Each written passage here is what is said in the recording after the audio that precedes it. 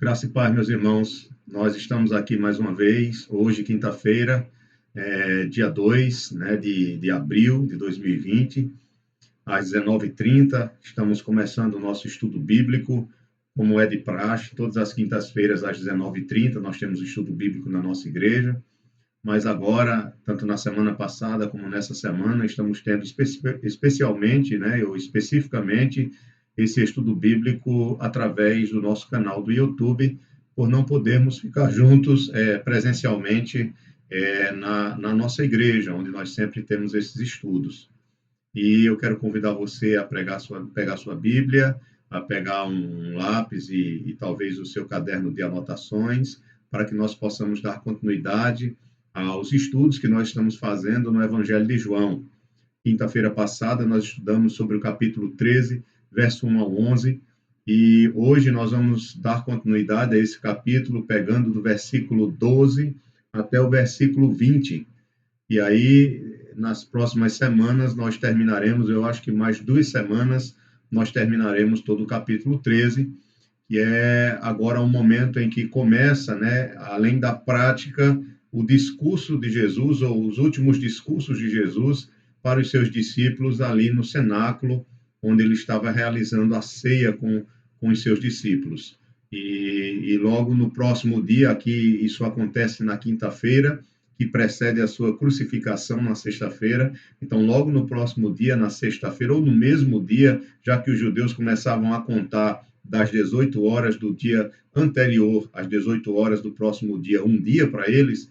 Então, se aqui já passou de 18 horas, evidentemente, nós sabemos que vai ser nesse mesmo dia para os judeus e no outro dia para nós, na sexta-feira, às 9 da manhã, quando o nosso Senhor e Salvador Jesus Cristo ele vai ser crucificado, morrendo às 3 horas da tarde.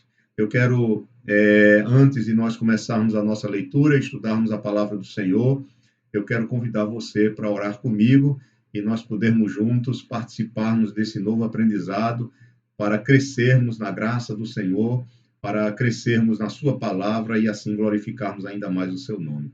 Eu quero orar com você nesse momento. Vamos orar. Querido Deus, nós te agradecemos, ó Pai, por este dia, te agradecemos pela nossa vida, pela nossa saúde, te agradecemos, Senhor, pela vida de meus irmãos, das minhas irmãs que estão me vendo e me ouvindo nesse momento. Quero te pedir sobre a vida de cada um, quero te pedir sobre, ó Pai, a família de cada um aqui representada, que o Senhor estenda as tuas mãos sobre nós e venha nos guardar, venha nos proteger, venha nos ajudar, nos dar sabedoria, venha nos dar graça para que possamos enfrentar, Senhor, os novos desafios que têm surgido em nossas vidas diante dessa situação mundial que está acontecendo, ó Pai, através desse vírus que tem ceifado muitas vidas e que tem causado muitas dificuldades em muitos lugares. Tem misericórdia do teu povo, tem misericórdia do nosso país, tem misericórdia dos países que estão sofrendo muito com essa nova situação, e estende tuas mãos, e que através de tudo isso que tem acontecido, que a tua igreja não se cale, mas que o teu povo possa abrir a sua boca e possa proclamar a tua verdade, o teu evangelho, a tua salvação, nosso Senhor e Salvador Jesus Cristo. Abençoa nossas vidas, abençoa a nossa igreja, abençoe cada membro desta igreja, cada pessoa que tem congregado conosco, cada pessoa que faz parte da nossa igreja, cada inscrito neste canal, que o Senhor abençoe a vida de cada um e que cada pessoa que possa estar participando, assistindo esse vídeo, seja ricamente, ó Pai, edificada para o seu crescimento espiritual, na sua comunhão contigo e para a glória do teu nome. Nós te pedimos e te agradecemos em nome de Jesus. Amém. Vamos fazer a leitura da palavra do Senhor em João, capítulo 13. Nós vamos ler a partir do versículo 12. O versículo 1 ao versículo 11, nós temos Jesus lavando os pés dos seus discípulos ali antes de iniciar a ceia. Na verdade, estava começando a ceia quando o Senhor Jesus, na ceia pascal, ele começa a lavar os pés de cada um dos discípulos e a enxugá-los com uma toalha. E agora nós vamos ter a aplicação prática daquilo que Jesus tinha acabado de fazer. Embora nós tenhamos também outras lições aqui, nós vamos ver agora a partir do verso 12 ao verso 20, Jesus explicando mais claramente a sua atitude. embora saibamos que a atitude de Jesus ela vai além do que uma demonstração de como deve ser a nossa vida moralmente falando em relação ao próximo, mas nós sabemos que aqui o lava-pés, como nós falamos na semana passada, ele é apenas uma parte da humilhação de Jesus que se dá em toda a sua vida e que vai culminar na sua morte e no seu sepultamento. Então, a humilhação de Jesus que culmina de forma plena na sua crucificação, ela tem como parte esse lava-pés. Por isso que Jesus aqui ele vai dizer a Pedro que quando Pedro não quer que Jesus lave os seus pés, no versículo 8, Pedro diz: nunca me lavarás os pés. Respondeu-lhe Jesus: se eu não te lavar, não tens parte comigo. Então, quando Jesus diz isso, se eu não te lavar, não tens parte comigo, é porque essa atitude de Jesus, ela apenas é uma parte de um todo, é apenas uma parte daquilo que vai acontecer como um todo, da sua humilhação completa, que se dará na obra da cruz do Calvário, da sua humilhação absoluta. Então, se Pedro não consegue compreender apenas uma parte dessa humilhação, quanto mais a humilhação que se dará a poucas horas depois, que será a sua crucificação e também, em conjunto com a crucificação, o seu sepultamento. Então, Pedro precisa entender que essa obra de humilhação, conforme Filipenses, Paulo vai falar no capítulo 2, a partir do verso 5, ela não é somente o lava-pés, ela é muito mais do que isso, ela aponta para toda a obra de Cristo. E se nós não aceitarmos essa obra de Cristo em nosso favor, então nós não temos parte com ele, nós não estaremos ligados com ele, nós não estaremos sendo ricamente abençoados pela sua obra na cruz. Por isso que ele dá essa resposta a Pedro: Pedro, tu não queres que eu lave teus pés? Se eu não lavar os teus pés, então tu não tem partes comigo. Porque, na verdade, Jesus ele estava enxergando todo. E na sua fala, na sua resposta a Pedro, ele está apontando justamente para a sua obra completa. Ok? Então, vamos dar continuidade, vamos para o verso 12. E o verso 12 do capítulo 13, ele diz o seguinte: depois de lhes ter lavado os pés, tomou as vestes e, voltando à mesa, perguntou-lhes: compreendeis o que vos fiz? Vós me chamais o Mestre e o Senhor, e dizeis bem, porque eu sou. Ora, se eu, sendo o Senhor e o Mestre, vos lavei os pés, também vós deveis lavar os pés uns dos outros, porque eu vos dei o exemplo para que, como eu vos fiz, façais vós também. Em verdade vos digo que o servo não é maior do que o seu senhor, nem o enviado maior do que aquele que o enviou. Ora, se sabeis estas coisas, bem-aventurados sois se as praticardes. Não falo a respeito de todos vós, pois eu conheço aqueles que escolhi. É antes para que se cumpra a Escritura: aquele que come do meu pão levantou contra mim o seu calcanhar. Desde já vos digo, antes que aconteça, para que, quando acontecer, creiais que eu sou. Em verdade vos digo, quem recebe aquele que eu enviar, a mim me recebe, e quem me recebe, recebe aquele que me enviou. Então, João 13, verso 12 até o verso 20. Deixe sua Bíblia aberta e vamos pedir ao Senhor que nos ajude com a sua santa palavra. Pai, muito obrigado pela tua palavra lida, que o Senhor agora, pelo poder do teu Espírito Santo, possa, ó Pai, abrir o nosso entendimento e nos fazer, ó Pai, enxergar aquilo que o Senhor quer nos ensinar através da tua palavra. Que essa palavra seja facilmente aplicada em nossos corações e que o Senhor nos dê graça para que possamos, ó Pai, colocar em prática em nossas vidas. Abençoe o teu povo, a tua igreja, abençoe nossas vidas, em nome de Jesus Cristo. Amém. Bem, meus irmãos, o nosso texto, ele no versículo 12, nós podemos entender claramente que ele faz a relação com o que Jesus vinha fazendo anteriormente. E o evangelista, ele diz aqui no verso 12, depois de lhes ter lavado os pés, tomou as vestes e, voltando à mesa, perguntou-lhes: compreendeis o que vos fiz? Então, depois que Jesus ele termina com Pedro, a lavagem dos pés de Pedro, evidentemente ele deve ter dado continuidade. Não sabemos se Pedro foi o último. Pelo que esse texto fala, depois de lhes ter lavado os pés, pode dar a entender que depois de Pedro ainda tinha alguns discípulos e ele completa totalmente o seu serviço de lavagem dos pés. E aí, quando ele termina de lavar os pés ali com aquela bacia, com água e com aquela toalha em volta da sua cintura, aquele pano de linho em volta da sua cintura, do qual ele usava para enxugar os pés dos discípulos. Ele agora, ao terminar a sua obra, ao terminar essa lavagem dos pés, o Senhor, ele retira aquele pano da cintura, ele coloca aquele pano no lugar devido e também a bacia com água, embora o texto não diga aqui claramente, mas o texto já vai para as vestes, quando Jesus ele toma as suas vestes de volta, coloca as suas vestes sobre si e volta à mesa. E aí ele faz a seguinte pergunta aos seus discípulos: compreendeis o que vos fiz? A lavagem dos pés, meus queridos irmãos, ela deve pelo menos nos apontar três coisas. A primeira é que a lavagem dos pés aqui, feita pelo nosso Senhor e Salvador Jesus Cristo, lavagem dos pés dos seus discípulos, ela é um elemento essencial da sua humilhação.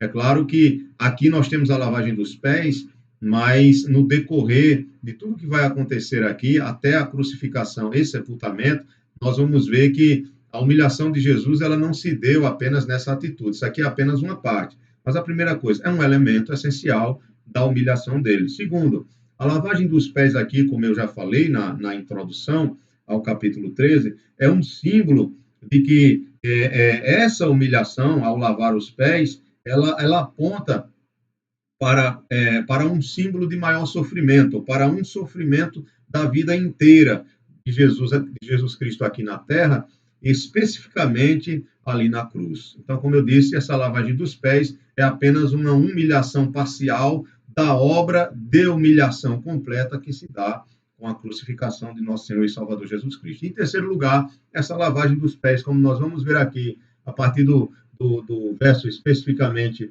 o versículo 14 e o versículo 15, nós vamos ver a parte da aplicação mais moral, prática dessa lavagem dos pés de Jesus, que é quando Jesus ele dá uma lição de humildade a todos os seus discípulos e exige, como Senhor deles, como mestre deles, que eles coloquem em prática isso na vida de cada um. Tirando aqui exclusivamente Judas, né? Aquele discípulo que não era verdadeiramente um homem nascido de novo, um homem de Deus, um homem que tinha sido escolhido para a glória de Deus, mas que era o filho da perdição, que iria ser o traidor, que iria negar o Senhor e vendê-lo por 30 moedas de prata. Ok? Então, volte aí para o nosso texto e veja que no versículo 12, depois de dizer, depois de perguntar aos discípulos, compreendeis o que vos fiz? Versículo 13, o Senhor Jesus ele diz, olha, vós me chamais o mestre e o Senhor, e dizeis bem porque eu sou. Nós vamos ver lá no capítulo 1, né, no versículo, se vocês abrirem aí a Bíblia de vocês, no versículo 38, capítulo 1 de João, verso 38, diz assim, e Jesus voltando-se e vendo que o seguiam, disse-lhes, que buscais? Isso foi logo quando Jesus foi anunciado por João Batista, e aí vieram os seus primeiros discípulos. E aí nos seus primeiros discípulos eles seguiram Jesus, e aí Jesus voltou-se, o texto diz no verso 38, vendo que o seguiam, disse-lhes, que buscais? Disseram, Rabi, que quer dizer mestre, onde assistes? Onde moras, né? A palavra Rabi é a palavra mestre em aramaico. Aqui nós temos a palavra grega já para mestre, né? Então, quando Jesus diz, olha, vocês me chamam de mestre, os estudiosos acreditam que provavelmente Jesus Cristo estava considerando aqui o termo mestre dentro do mesmo conceito que era considerado o termo mestre, rabi, em aramaico. Então, mestre aqui é aquele que ensina com autoridade, como nós vamos ver em várias partes dos evangelhos, eles mostrando que Jesus, diferentemente dos fariseus, ele ensinava como quem tem autoridade. A sua palavra era uma palavra diferente, porque eram palavras com autoridade de Jesus Cristo, pelo fato de que ele era o Senhor, pelo fato de que ele era o Deus encarnado e pelo fato de que tudo que ele falava, ele vivia, ele era plenamente cumpridor de toda a lei de Deus. Então, ele não tinha pecado, ele obedecia em tudo. Então, suas palavras, ou as palavras que saíam da sua boca, o seu ensino, era perfeito, plenamente perfeito, em todos os aspectos que nós podemos imaginar. Então, meus irmãos, quando ele diz aqui no versículo, voltando para o nosso texto, capítulo 13 de João, versículo 13, vós me chamais de mestre, ou seja, vocês me chamam de mestre, de rabi, né, tem essa ideia de que o que eu ensino é a verdade, o que eu ensino tem autoridade, para a vida de vocês e para a vida de qualquer pessoa. É a verdade, é absoluta, podemos usar esse termo aqui, o que Jesus fala, o que Jesus ensina, o que Jesus faz, ele é a verdade, como ele mesmo diz, eu sou o caminho. Mais na frente, no capítulo 14, nós vamos ver no verso 6, eu sou o caminho, eu sou a verdade, eu sou a vida, e ninguém vem ao Pai a não ser por mim. Aqui nesse mesmo texto, lá no verso 19, ele vai dizer, desde já vos digo, antes que aconteça, para que quando acontecer, creiais que eu sou. Então, Jesus, ele é aquilo que ele fala no sentido pleno em si. Tá? Ele é absolutamente a verdade. Ele é a verdade, ele fala a verdade. Fora dele não há verdade. Ele é plenamente essa verdade. E então, nesse texto, quando ele diz, olha, vocês me chamam de mestre e me chamam de Senhor, ele mesmo disse lá no capítulo 10, verso 30, que ele e o Pai são um. Ele diz, eu e o Pai somos um. Então, ele é Senhor, era chamado de Senhor nesse sentido mais divino da palavra. Ele é o Senhor. É comum no Novo Testamento, especificamente, Paulo, ele vai usar muito esse termo, chamando Jesus Cristo de o Senhor. Né? Ele é o Senhor, um termo que era usado no Antigo Testamento para Deus também, né? O Senhor Deus. Ele é o Senhor. Então, ele diz, olha, se vocês me chamam aqui de mestre, de rabi, tendo minhas palavras como autoridade, como verdade absoluta, e me chamam de Senhor. Aí no versículo 14, ele troca propositalmente. Você observe que no capítulo 13, verso 14, ele diz, ora, se eu sendo, aí ele não vai dizer mestre e senhor, ele vai dizer o contrário, senhor e mestre. Se eu sendo senhor e mestre vos lavei os pés, também vós deveis lavar os pés uns dos outros. Então, propositalmente, o Senhor Jesus ele vai começar a aplicar aqui, em termos morais, o que ele acabara de fazer, ele tinha lavado os pés dos discípulos, então ele vai dizer, se eu sou, vocês me chamam de mestre e senhor, então se eu sou o Senhor e o mestre de vocês, então veja, ele usa propositalmente a palavra Senhor para reivindicar a obediência ao que ele está afirmando e dizendo agora nesse verso. Então, quando ele diz aqui, se eu sou o Senhor de vocês, então se realmente vocês me têm como Senhor, como aquele que tem autoridade sobre as vossas vidas, em tudo, e ele verdadeiramente tem. Nós acabamos de dizer aqui que ele e o Pai são um. Se você observar no capítulo 13, versículo 1, e depois o verso 3, aqui no capítulo 13 de João, no verso 1 ele diz, ora, antes da festa da Páscoa, sabendo Jesus que era chegada a sua hora de passar deste mundo para o Pai, tendo amado os seus que estavam no mundo, amou-os até o fim. No verso 3 diz, desculpa, sabendo este que o Pai tudo confiara às suas mãos e que ele viera de Deus e voltava para Deus. Veja, tudo confiara às suas mãos. Antes, no capítulo 10, como eu citei anteriormente, quando ele diz eu e o Pai somos um, também implica na autoridade dele como Senhor. Ele é Senhor sobre todas as coisas. João, no capítulo 1, já tinha provado claramente que ele e Deus são um só, que todas as coisas foram criadas por meio dele. Tudo que foi feito só foi feito porque foi feito por meio dele. Então, ele é o Deus que se encarna. Ele é o Deus que já existia anteriormente, em toda a eternidade. Ele se encarna num tempo determinado pelo Pai. Ele é uma das pessoas da Trindade, né? Chamado de a pessoa do Filho. Ele se encarna, né? No capítulo 1, verso 14, ele se torna homem. Eles veem nele a glória do próprio Deus, a glória do Filho unigênito de Deus. E aí o que acontece é que aqui ele usa suas prerrogativas de Senhor sobre seus discípulos para exigir deles obediência. Então, se eu sou, né, o Senhor de vocês e o mestre de vocês, então repitam ou façam, aprendam com o que eu fiz e façam vocês também uns para com os outros. É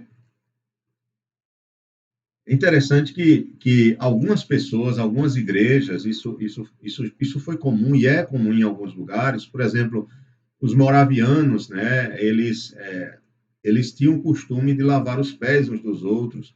Algumas igrejas anglicanas, alguns movimentos da igreja cristã, dentro da igreja católica existe uma prática, ou já existiu em determinadas épocas e pode existir em alguns outros lugares, países ou igrejas católicas, assim também como igrejas protestantes, a cerimônia do lava-pés. Alguns colocam em prática isso como se fosse um sacramento.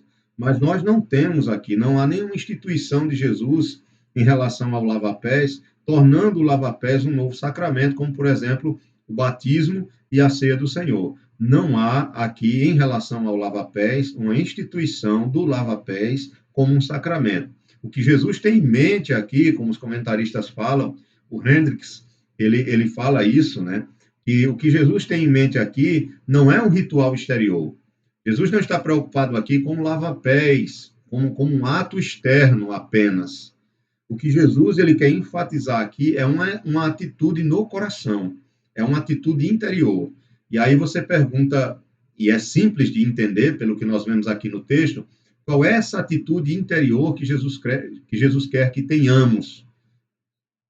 Veja, duas coisas aqui, pelo menos, nós podemos observar. A principal é o da humildade, é o ensino da humildade.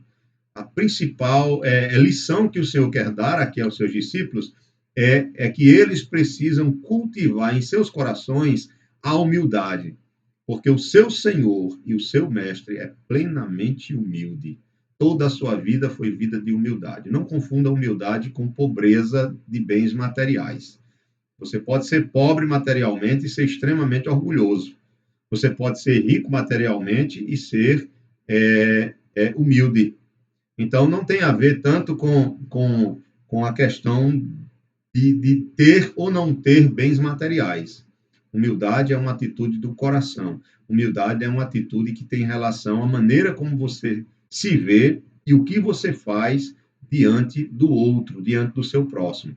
E a primeira lição que Jesus vai nos dar aqui, através dessa prática dele de lavar os pés dos seus discípulos, de todos os seus discípulos, inclusive os pés de Judas, é de nos ensinar a importância da humildade em nossas vidas. Essa é a primeira lição. Você deve lembrar, eu citei a semana passada que o contexto aqui em que Jesus tomou essa atitude aqui na ceia pascal, é um contexto em que os discípulos estavam discutindo qual deles era o maior, qual deles era o mais importante. Se você não está lembrado, eu citei a semana passada Lucas, e aí eu vou abrir com você e vou fazer essa leitura, Lucas capítulo 22.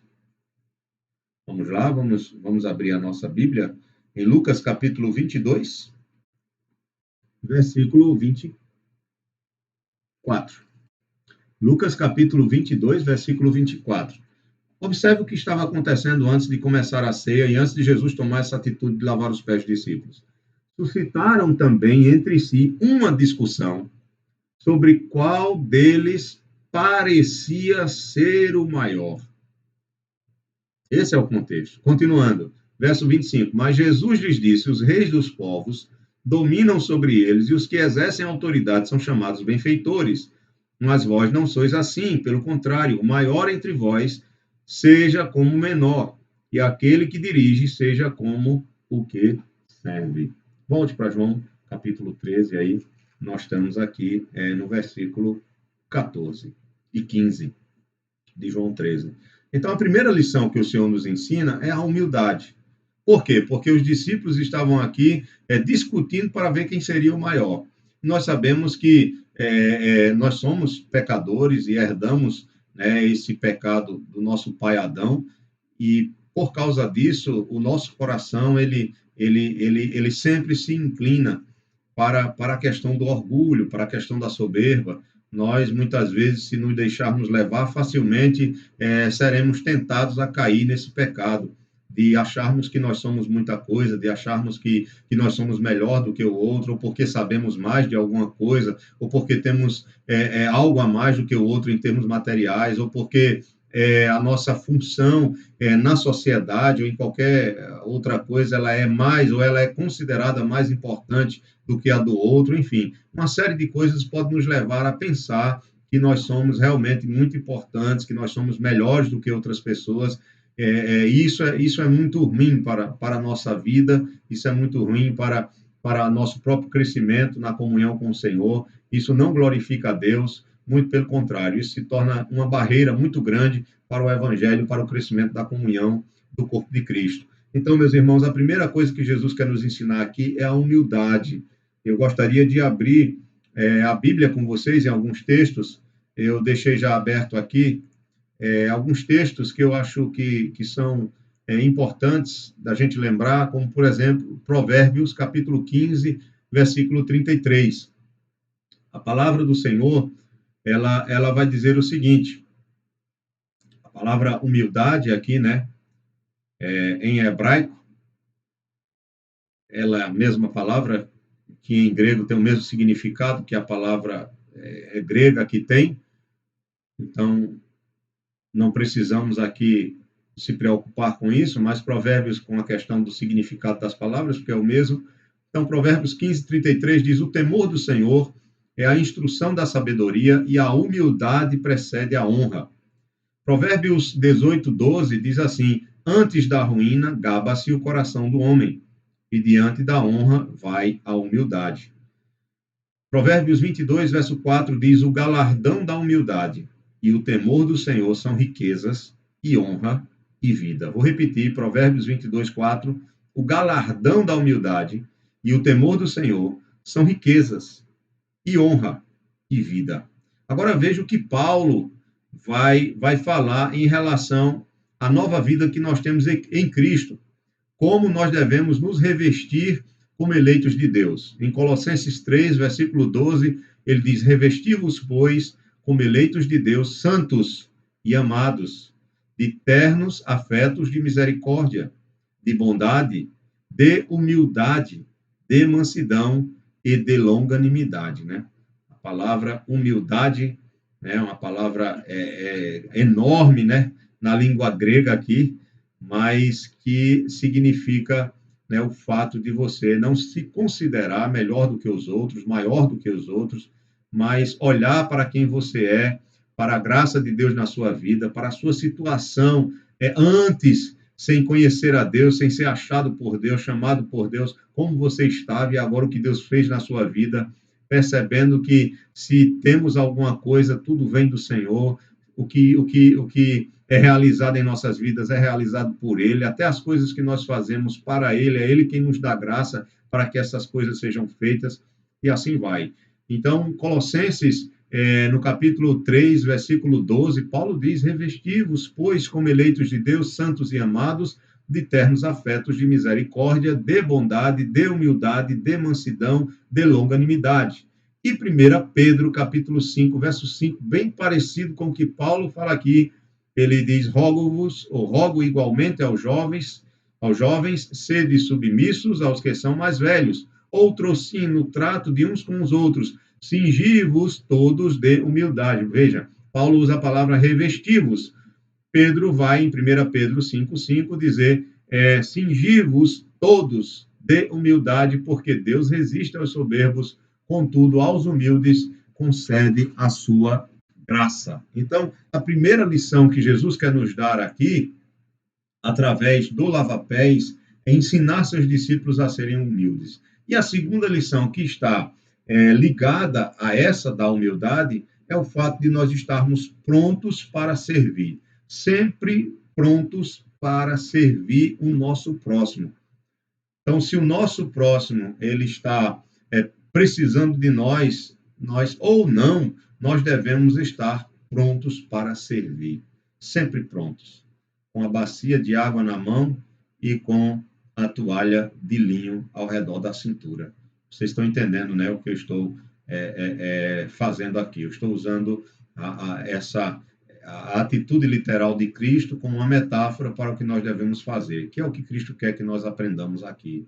Ser humildes e estarmos prontos para servir o outro. Por isso que ele diz aqui, no verso 14 e no verso 15, ora, se eu, sendo o Senhor e Mestre, vos lavei os pés, também vós deveis lavar os pés uns dos outros, porque eu vos dei o exemplo, para que, como eu vos fiz, façais vós também. Verso 16. No verso 16, o Senhor diz: em verdade vos digo que o servo não é maior do que o seu senhor, nem o enviado maior do que aquele que o enviou. Então, não esqueçam, ele traz aqui a memória dos seus discípulos algo que ele já tinha uma verdade, uma afirmação que ele já tinha feito outras vezes. Vocês lembrem disso. Veja, se o próprio Senhor, ele não viu essa prática como uma atitude indigna, se o próprio Senhor e Mestre, ele coloca em prática humildemente o serviço ao seu próximo, ao ponto de lavar os pés daqueles que literalmente eram menores do que eles, imagine nós que somos servos, que somos discípulos. Se o nosso Deus, se o nosso Salvador, se o nosso Senhor Jesus Cristo, ele chegou a lavar os pés dos seus humildes, ou vamos dizer assim, eu não vou usar a palavra humildes, porque eles aqui estavam brigando para ver quem era o maior, ou posso chamá-los até de orgulhosos, mas eu quero dizer dos seus pequenos discípulos.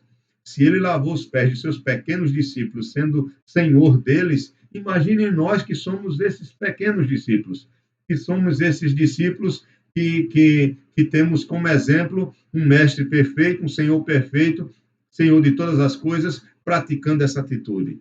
Então, essa afirmação de Jesus é para nos levar a refletir que a humildade, que está pronto para servir, é algo plenamente digno e glorioso para o nome de nosso Senhor e Salvador Jesus Cristo. Então, se a humildade é a atitude correta para o Senhor, imagine para nós que somos seus discípulos. Imagine para nós que somos seus servos.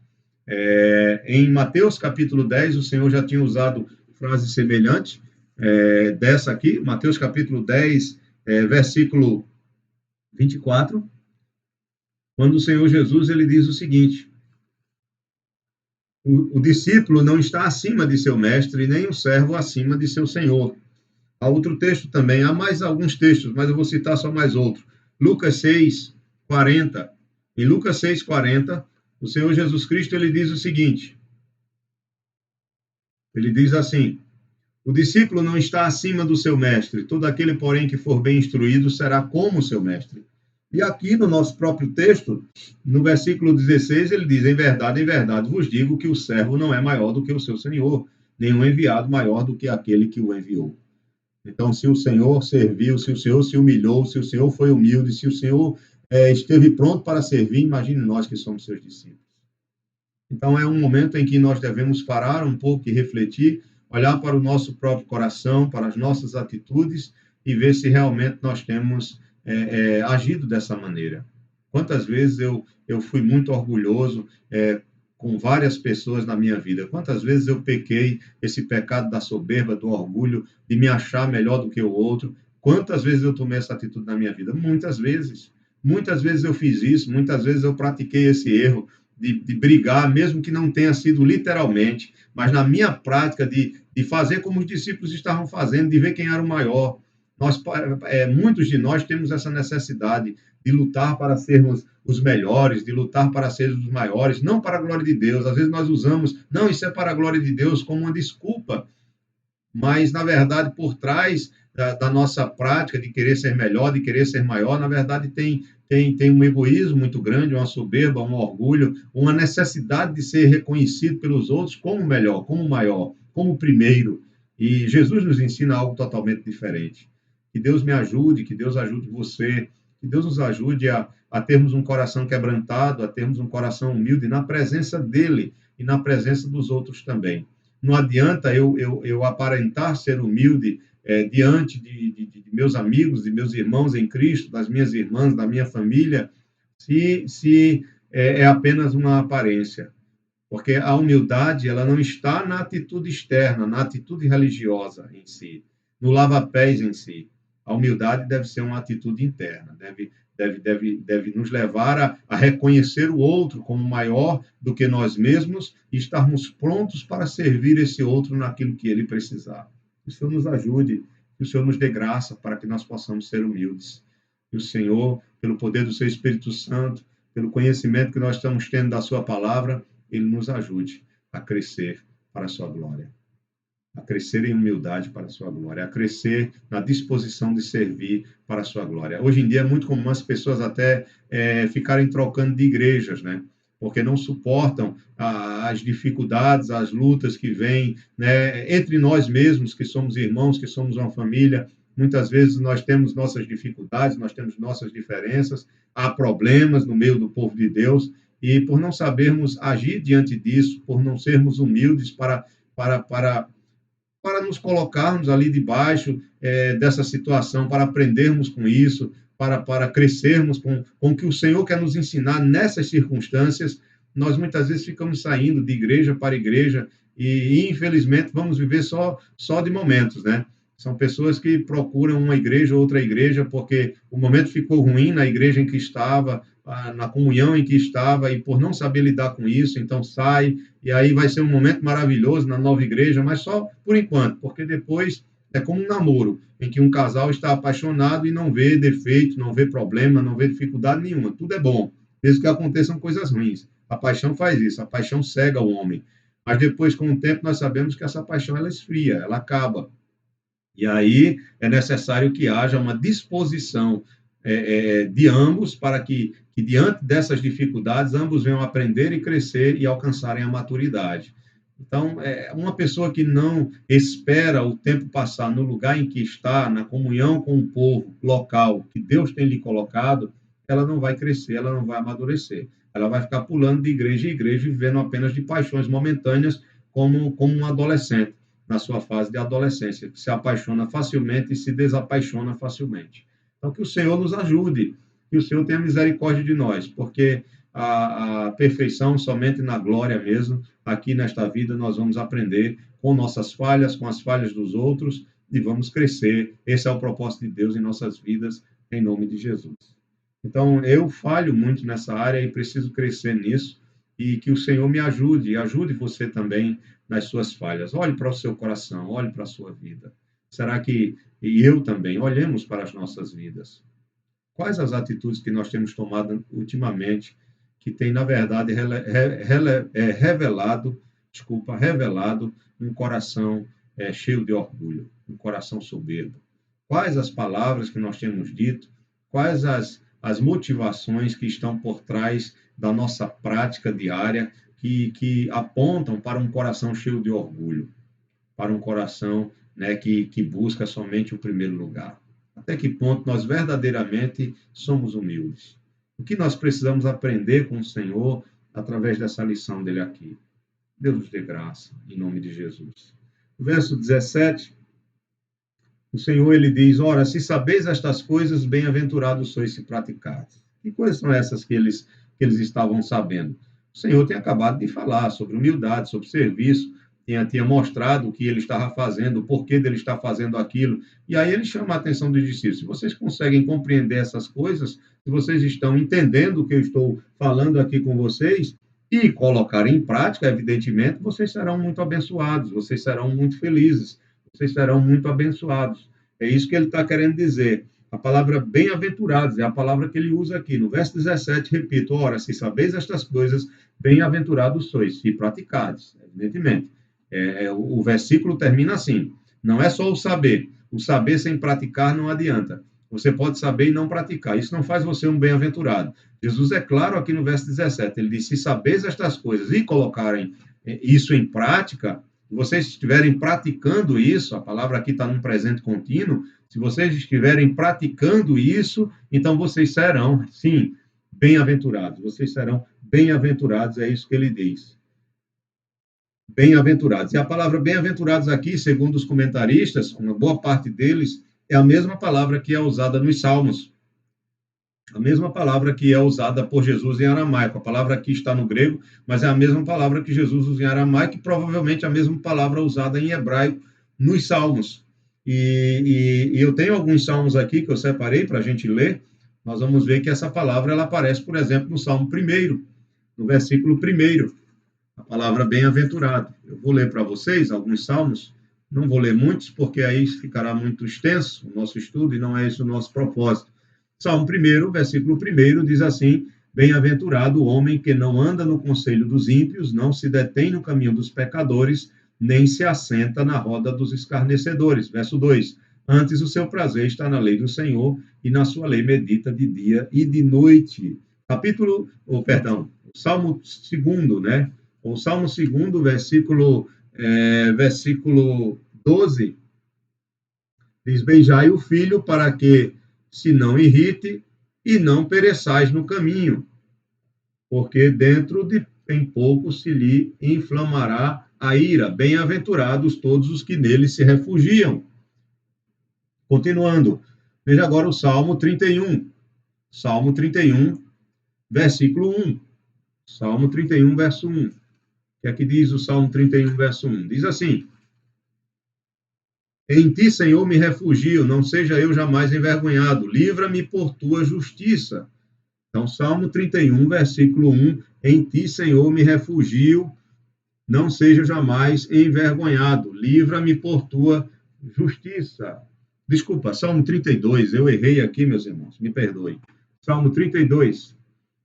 É o Salmo 32, verso 1. Diz: Bem-aventurado aquele cuja iniquidade é perdoada, cujo pecado é coberto. Veja, bem-aventurado aquele cuja iniquidade é perdoada, cujo pecado é coberto. E para encerrar, há muitos outros salmos que vão trazer esse mesmo termo, bem-aventurado, bem-aventurado, bem-aventurado.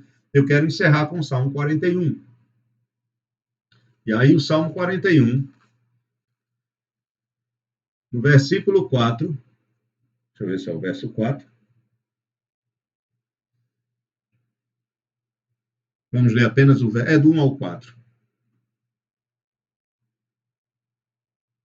Do 1 ao 4. Veja, ele começa dizendo: Bem-aventurado o que acode ao necessitado. O Senhor o livra no dia do mal. O Senhor o protege, preserva-lhe a vida e o faz feliz na terra. Não entrega a discrição dos seus inimigos. O Senhor o assiste no leito da enfermidade. Na doença tu lhe afofas a cama. Disse eu: Compadece-te de mim, Senhor. Será a minha alma sara a minha alma, né? Verso 4, disse eu, compadece de mim, Senhor, sara a minha alma, porque pequei contra ti.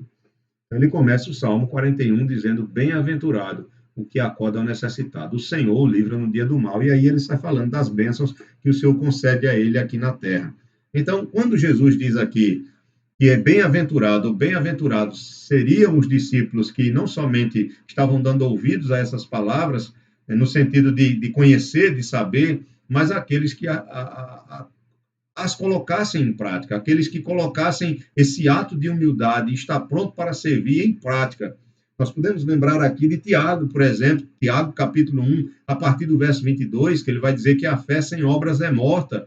Então não adianta apenas nós aprendermos isso e sabermos disso. Nós temos que buscar realmente o Senhor em oração e pedir ao Senhor para que Ele nos dê força, nos dê graça para nós colocarmos em prática. E colocarmos em prática, aproveitar os momentos em que nós estamos em comunhão e demonstrarmos isso através de nossas atitudes, no dia a dia, com o próximo, com o vizinho, no trabalho, na faculdade, na escola, na igreja, nos trabalhos da igreja, naquilo que nós fazemos no seminário teológico, no ministério pastoral. Então, cada um de nós precisamos demonstrar essa humildade. E como nós pecamos nisso? Como nós precisamos aprender do Senhor isso, irmãos? Quantos de nós somos feridos e ferimos porque nós queremos, como os discípulos queriam aqui, sermos o maior no reino de Deus? Que o Senhor tenha misericórdia de nós. Que o Senhor tenha misericórdia de nós. O Senhor Jesus, ele vai falar das bem-aventuranças lá no capítulo 5 de Mateus, verso 1 ao 12. Não precisamos ler, mas bem-aventurança dá a ideia aqui de felicidade, né? E para você ser feliz, não necessariamente as pessoas têm que perceber e saber que você está feliz. Nem você mesmo precisa considerar que você é uma pessoa feliz. Os felizes ou os bem-aventurados são aqueles que são, de fato, objetos do favor de Deus. Bem-aventurados sois vós, se realmente colocares em prática aquilo que eu tenho ensinado a vocês aqui. Então, feliz é aquele que é objeto do favor maravilhoso, gracioso de Deus sobre sua vida. Caminhando para o final, nós temos mais 3 versículos para terminar. João 13, verso 18 agora, 19 e 20. Começando com o verso 18, e aí Jesus vai falar algo interessante aqui, que era importante para que esses discípulos eles permanecessem firmes na fé. Ele vai fazer uma revelação agora sobre o traidor. Ele já tinha dito no início, se vocês observarem na primeira parte que nós estudamos a semana passada, do verso 1 ao 11, mas no versículo 10, quando ele está tendo aquela conversa com Pedro, ele vai dizer, declarou Jesus, quem já se banhou não necessita de lavar senão os pés, quanto ao mais está todo limpo. Ora, vós estáis limpos, mas não todos. Verso 11, Ele diz, pois ele sabia quem era o traidor, foi por isso que disse, nem todos estáis limpos. Então, o evangelista, ele explica aqui porque Jesus diz, vocês já estão limpos, mas não todos vocês. Limpo aqui é limpo espiritualmente. A obra de Cristo iria limpar esses homens espiritualmente, iria tirar deles toda a culpa, iria tirar deles o merecimento da condenação eterna. Eles estariam assim, esse termo limpo, ele é usado aqui de maneira figurada, significa que seus pecados estariam todos perdoados, mas somente os 11. Judas não está incluído nessa lista, apenas os 11. Judas, ele era o filho da iniquidade, a obra de Cristo não iria alcançá-lo, ele não seria salvo. E aqui é expressa essa verdade. E mais uma vez o Senhor Jesus vai tratar desse assunto. Ele tinha tratado de forma bem mais, vamos dizer assim, reservada nessa primeira parte, e agora ele já vai começar a trazer à luz mais algumas coisas, e depois ele vai afirmar quem realmente é o traidor, quando ele vai dizer que aquele, se você observar aqui no versículo 26, quando ele é questionado sobre quem é que vai traí-lo, porque isso incomoda os seus discípulos, eles querem saber. Aí no verso 26 aqui do capítulo 13 de João, diz, respondeu Jesus, é aquele a quem eu der o pedaço de pão molhado. Tomou, pois, um pedaço de pão, e tendo-o molhado, deu a Judas, filho de Simão Iscariotes. Então, voltando aqui para o versículo 18, Jesus diz, não falo a respeito de todos vós. Quando ele acaba de afirmar que é bem-aventurado, ou seja, é coberto de bênçãos da parte de Deus, né? É fruto, é objeto do favor de Deus, aquele que aprende a viver em humildade, aquele que aprende a viver servindo o próximo.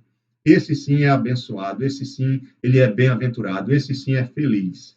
Agora, essa realidade não é para todos vocês. Há um de vocês que jamais vai ser bem-aventurado. Há um de vocês que jamais vai alcançar essa felicidade, ou vai viver essa felicidade que eu estou dizendo aqui a vocês.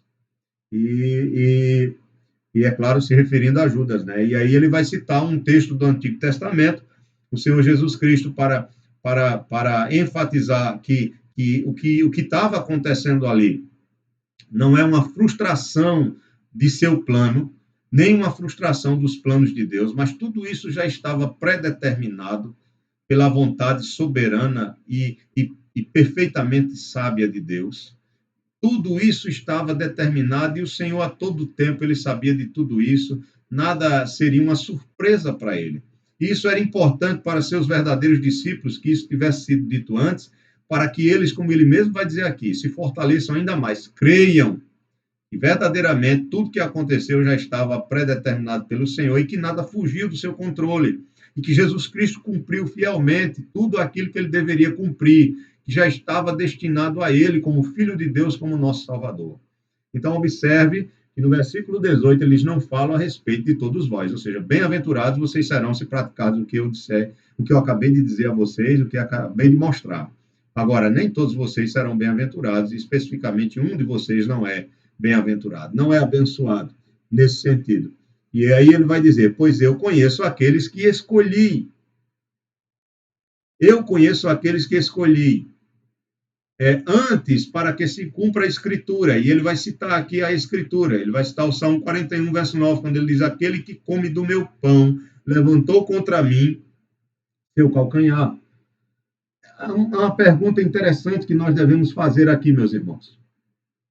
Jesus, ele escolheu ou não escolheu Judas?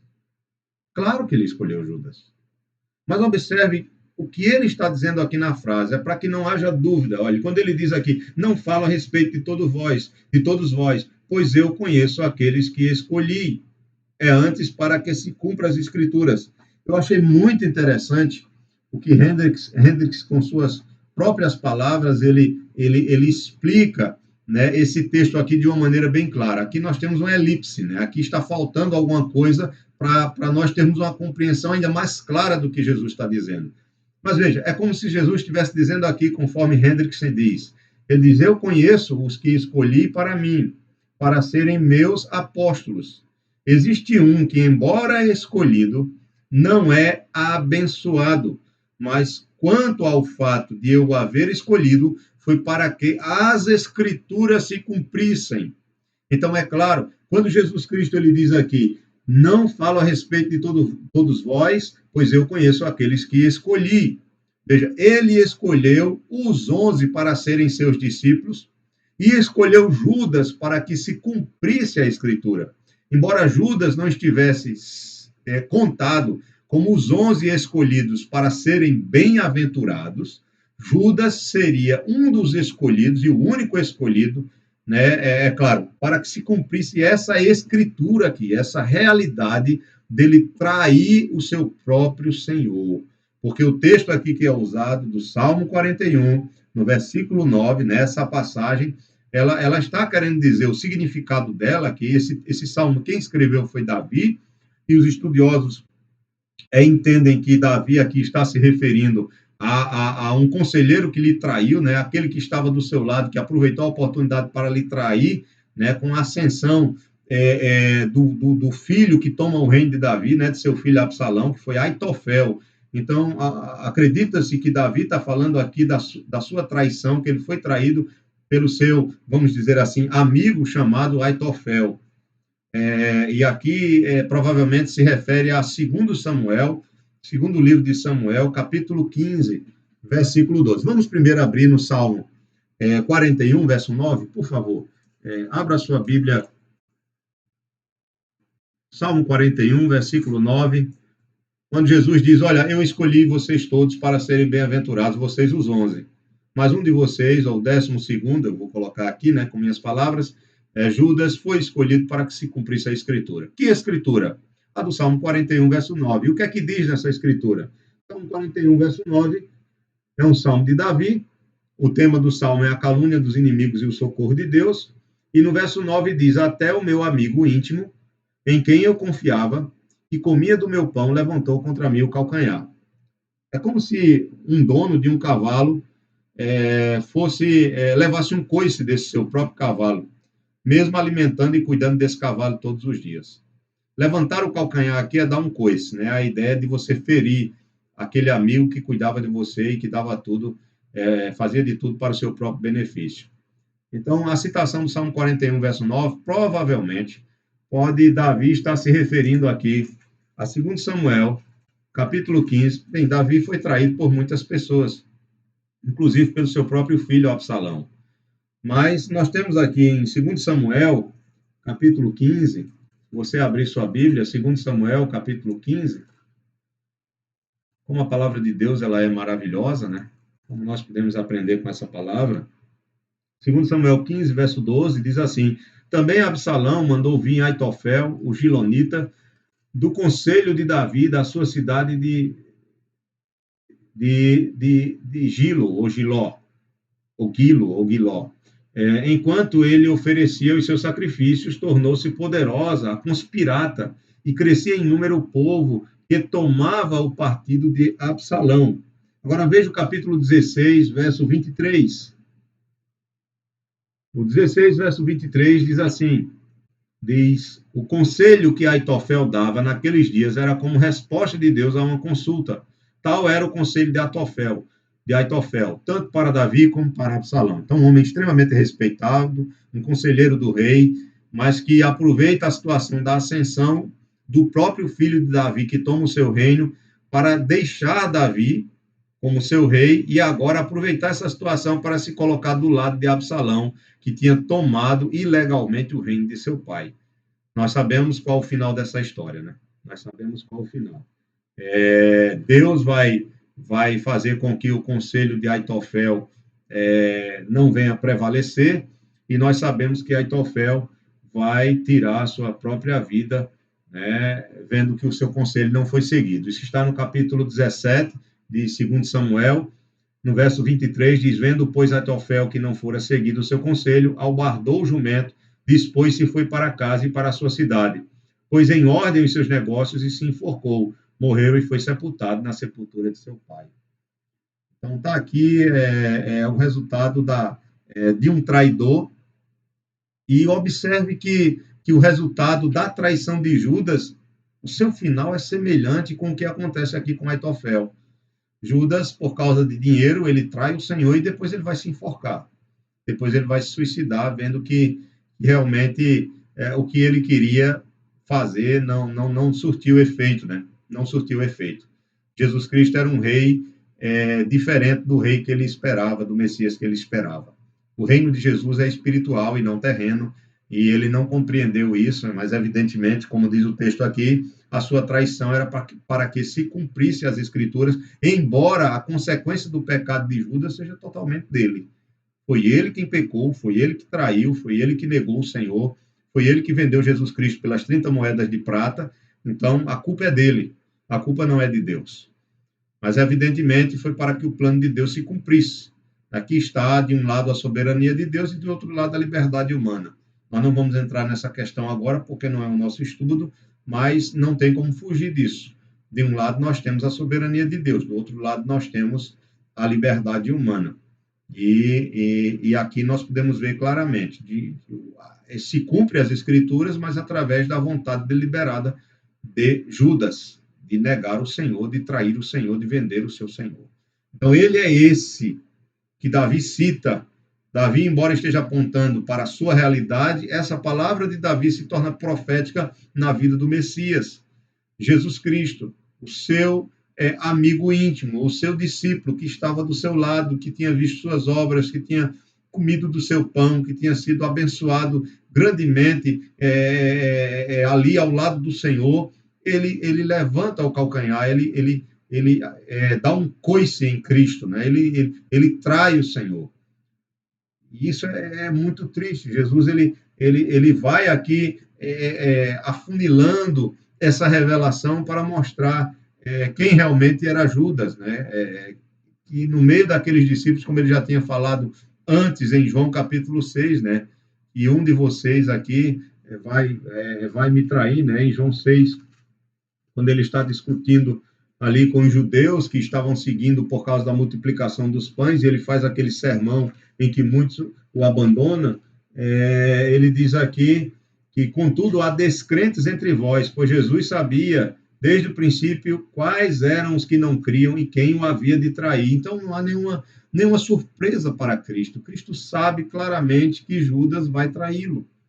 Mas não é por isso que a obra de Deus ou o plano de Deus vai ser frustrado, não. Pelo contrário, a traição de Judas está cumprindo algo que já estava determinado, está cumprindo as escrituras, como ele diz. Olha, não, que os discípulos entendessem, por mais difícil que fosse, que essa traição de Judas, que essa traição de um deles, seria para que se cumprisse as escrituras. E Jesus está dizendo isso agora para eles, antes de acontecer, para que eles possam crer, para que quando passasse tudo, a crucificação, a morte, a ressurreição, esses discípulos fossem fortalecidos e entendendo a verdade. Tudo já estava determinado e o Senhor ele veio cumprir com o propósito do Pai. Ele veio fazer a obra do Pai. Tudo que o Pai entregou nas suas mãos, ele verdadeiramente, né, a missão que o Pai entregou para ele, ele verdadeiramente cumpriu. E eu encerro, meus amados irmãos e minhas amadas irmãs, com o verso 19 e o verso 20, que Jesus vai dizer: desde já vos digo, ou seja, eu estou antecipando isso para vocês, antes que aconteça, para que quando acontecer, creais que eu sou, né? O que Jesus está dizendo aqui é que, para que antes de acontecer, vocês acreditem que o que Jesus diz ser, verdadeiramente ele é. Eles devem continuar acreditando que Jesus é o eu sou, ou seja, que Jesus é tudo o que diz ser. E é o eu sou também dentro do mesmo conceito que Deus é o eu sou revelado no Antigo Testamento. Jesus Cristo, ele é o eu sou. E no verso 20 ele diz: em verdade vos digo, quem recebe aquele que eu enviar, a mim me recebe, quem me recebe, recebe aquele que me enviou. Cristo e seu enviador são um só, eu e o Pai somos um, ele já disse isso no capítulo 10, verso 30, e aqui ele diz que é impossível você aceitar um e rejeitar outro. Você não pode dizer que crê em Jesus Cristo e rejeitar o Pai. Você não pode dizer que crê no Pai e rejeita o Filho e rejeita Cristo, porque os dois são um só. Por isso que ele diz: em verdade vos digo, no verso 20, né? Aqui, em verdade vos digo, quem recebe aquele que eu enviar, recebe a mim me recebe, quem me recebe, recebe aquele que me enviou. Então, quem recebe a Cristo recebe o Pai, quem crê no Pai deve crer no Filho, e aqui ele deve dizer, e aqui ele diz, né, que os dois são inseparáveis e que o plano de Deus que está sendo executado aqui, né, através da traição de Judas, não deve desanimar os seus discípulos a continuarem, né, conscientes do seu chamado, da dignidade do seu chamado, da dignidade do fato de serem enviados por Jesus Cristo para fazer a obra. Porque eles são enviados por Jesus Cristo, por alguém que tem autoridade divina, pelo próprio Deus. Eles, por serem enviados pelo próprio Deus, a sua missão ou o seu chamado é digno, né? É um chamado que é verdadeiramente credenciado pelo próprio Deus, e a sua palavra, com certeza, se for negada, será negada a própria palavra de Deus, a própria palavra de Cristo. Se for aceita, será aceita a própria palavra de Deus, a própria palavra de Cristo. Por isso que eles dizem aqui: se alguém rejeitar vocês, estão rejeitando a mim; se vocês recebem, vocês estão recebendo a mim. Quem recebe a mim, recebe o Pai; quem me nega, nega o Pai também, nega aquele que me enviou. Então está tudo relacionado, né? O Pai, o Filho e os discípulos do Filho. Que Deus nos abençoe e que você não esqueça dessas palavras, que você não esqueça dessa lição. Releia esse texto, passe mais uma vez esse vídeo para você aprender um pouco mais, e o mais importante, que saímos daqui pedindo a Deus que nos ajude a sermos humildes, mais humildes, e a estarmos mais prontos para servir o nosso próximo, e a não querer ser servidos, mas a servir, em nome de Jesus. Deus abençoe sua vida, abençoe a nossa igreja, a Igreja Batista Ebenezer, aqui no bairro entre Piedade, né? No bairro de Piedade, aqui em Jaboatão dos Guararapes, Pernambuco, na região metropolitana do Recife. E que Deus abençoe você, inscrito no canal, que Deus abençoe nossos irmãos e irmãs que estão enfermos, que o Senhor dê saúde a cada um deles, e que nós cresçamos na graça e no conhecimento do Senhor. A você que faz parte da nossa igreja, a você que é membro, que é congregado da nossa igreja, domingo agora, dia 5, né, de março, nós vamos abrir a nossa escola dominical, mas ainda não vamos abrir para crianças e idosos. Nós vamos abrir para quem puder ir presencialmente lá no nosso templo. Nós vamos já recomeçar nossas atividades presencialmente, pouco a pouco. Ainda não temos sala para crianças, tá? Mas à noite também não teremos salas para as crianças, mas vamos ter o nosso culto também às 18 horas na nossa igreja, ali presencialmente, e vamos também gravar para quem não puder estar conosco, não deixar de participar e não deixar de estar presente conosco em comunhão. Quando eu digo presente, mesmo que não possa fisicamente, estejam presentes em oração, participando do culto, celebrando ao Senhor, adorando a Deus juntamente conosco e aprendendo da sua palavra. Que Deus abençoe sua vida, né? Que o Senhor nos dê graça. Vamos orar ao Senhor? Pai, muito obrigado pela tua palavra, que o Senhor continue nos ajudando, ó Pai, e nos fazendo humildes e dispostos a servirmos uns aos outros. Perdoe nossa soberba, perdoe o orgulho do qual nosso coração se enche tantas vezes por coisas tão pequenas. E o Senhor nos ajude a enxergar quem realmente somos e o quanto nós precisamos do Senhor e o quanto nós precisamos do nosso próximo, do nosso irmão. Abençoe nossas vidas, nossas famílias. Ó Pai, retira de nós aquilo que não te agradas e nos abençoe, Pai. Nós te pedimos e te agradecemos em nome de Jesus. Amém. Deus abençoe a sua vida, tá? E até a próxima, domingo, pela manhã, na Escola Dominical, 9 horas da manhã, na nossa igreja, e também gravado, e às 18 horas na nossa igreja, e também gravado, em nome de Jesus. Deus abençoe você, fique na paz, na graça do Senhor.